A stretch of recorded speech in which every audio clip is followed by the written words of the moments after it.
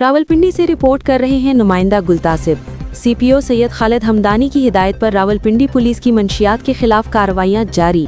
8 मंशियात suppliers गिरफ्तार, 11.5 kilo से जायद मंशियात बरामद। बन्नी पुलिस ने 2 मंशियात सप्लायर्स को हिरासत में लेकर 2 किलो 875 ग्राम चर्स बरामद की।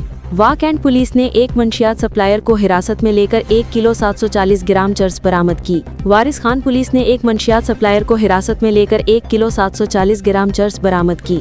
रवात पुलिस ने 1 मंशियात सप्लायर को हिरासत में लेकर 1 किलो 610 ग्राम चर्स बरामद की। सदर बैरूनी पुलिस ने 1 मंशियात सप्लायर को हिरासत में लेकर 1 किलो 600 ग्राम चर्स बरामद की।